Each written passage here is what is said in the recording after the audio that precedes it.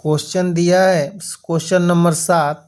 सिद्ध कीजिए कि मूल बिंदु से बिंदु -6 -8 की दूरी बिंदुओं 4, 0 और 0, 3 के बीच की दूरी दोगुनी, ये यानी हमको सिद्ध करना है। तो देखिए दिया है मूल बिंदु का निर्देशांक 0, 0 होता है और ए का दिया है बिंदु -6 और 8।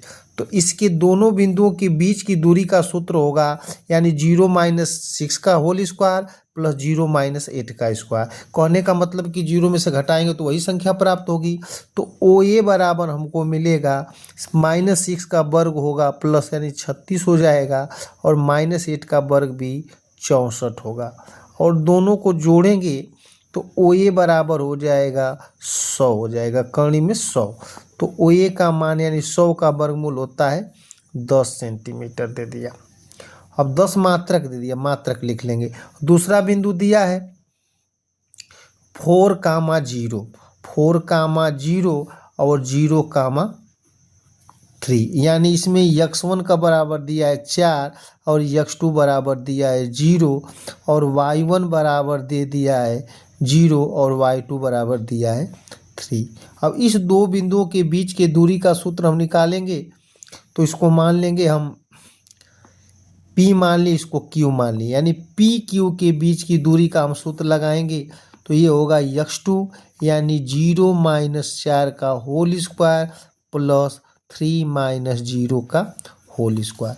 अब इसको हम हल करेंगे तो पी क्यू बराबर यह हो जाएगा 4 का वर्ग 16 और ये हो जाएगा 3 का वर्ग 9, यानी पी क्यू बराबर हो जाएगा 16 में 9 जोड़ेंगे तो 25 हो जाएगा और 25 का वर्गमूल जो होता है 5 होता है। पी क्यू बराबर हो गया 5 मात्रक।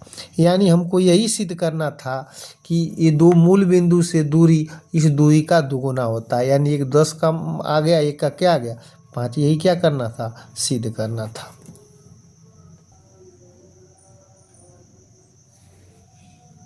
अगला क्वेश्चन दिया है उस बिंदु का निर्देशांक ज्ञात कीजिए जिसका भुज 10 तथा इस बिंदु की बिंदु 2 - 3 से दूरी 10 मात्रक है। अब देखिए इसको हम कैसे सॉल्व करते हैं।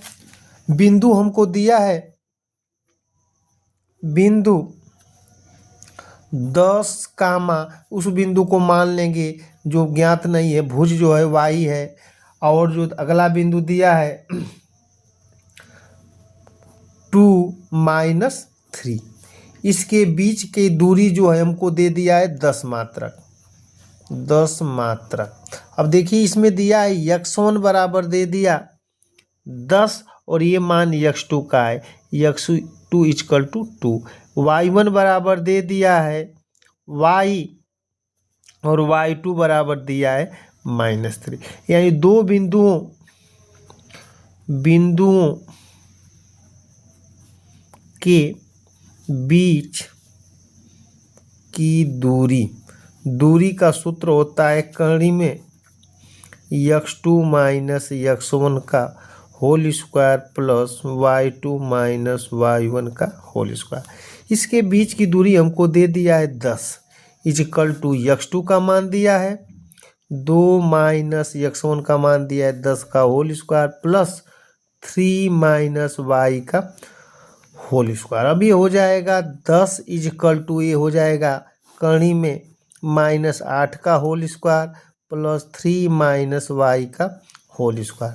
अभी हो जाएगा, इसके दोनों पक्षों का वर्ग कर देंगे तो वर्ग करेंगे दोनों पक्षों का वर्ग करेंगे तो कर्ण हट जाएगी और 10 का वर्ग हो जाएगा 100 बराबर यह कर्ण हट जाएगी और 8 का वर्ग होगा 64 प्लस इसको a - b पर तोड़ेंगे तो 3 का वर्ग 9 धन y² - 6y। अब इस वाले पक्ष को हम इस साइड लाएंगे तो हो जाएगा y² - 6y प्लस